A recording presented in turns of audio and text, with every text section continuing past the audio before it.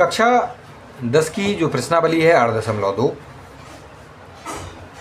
उसके चौथे क्वेश्चन का जो आपका चौथा भाग है उसमें ये कहा गया कि थीटा के सभी मानों पर साइन थीटा बराबर क्या कॉस थीटा आपको देखने को मिलता है।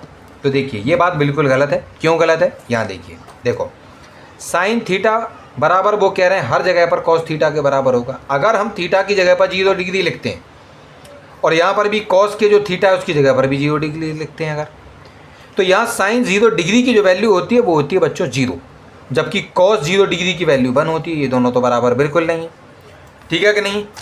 इसी प्रकार से और भी जब अगर आप इसमें देखो, इसमें अगर और भी अगर आप वैल्यूज़ देखते हैं बच्चों, देखो यहाँ पर भी आप देख लीजिए। अगर हमने फिर क्या किया कि चलो साइन 30 को ले लिया, साइन 30 को लिया और हमने यहाँ क्या कर दिया आपका कॉस 30 को लिया, कॉस 30 डिग्री। तो साइन 30 की वैल्यू होती है 1/2 और कॉस 30 की वैल्यू होती है √3/2।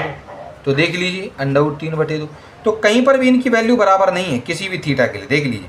वो बात एक अलग है कि अगर साइन 45 हो और कॉस 45 हो, केवल इस स्थान पर ये दोनों बराबर होते हैं, बकाया कहीं पर भी इनकी वैल्यू थीटा में बराबर देखने को नहीं मिल रही है। तो ये वाली ये जो बात आपके इस वाले क्वेश्चन में कही गई है छात्रों कि हर थीटा के मान के लिए साइन थीटा और कॉस थीटा बराबर होंगे, तो ये गलत है। अगर वो ये कह देते कि क्या साइन 45 या कॉस 45 के लिए की वैल्यू क्या आपस में बराबर होती है, तो हम कहते हैं हाँ जी बिल्कुल बराबर होती है। लेकिन सभी थीटा के लिए इनकी वैल्यू आपस में बराबर नहीं होती है। इसीलिए आपका ये जो फोर्थ क्वेश्चन है वो क्या है, इसमें लिखा हुआ है कि फोर्थ वाला पार्ट आपका फॉल्स यानी सत्य है, क्योंकि एक उदाहरण हमने यहाँ पर आपको देकर यहाँ समझा दिया है कि कॉस 30 की वैल्यू √3/2 होती है, जबकि साइन 30 की वैल्यू आपकी 1/2 होती है, ठीक है कि नहीं। इसीलिए इनके थीटा अगर आपके बराबर हों लेकिन वैल्यू उनकी यहाँ पर आपको अलग अलग देखने को मिल रही है, ठीक है। इस प्रकार से आपका ये जो फोर्थ वाला भाग है वो आपका सॉल्व हो गया है।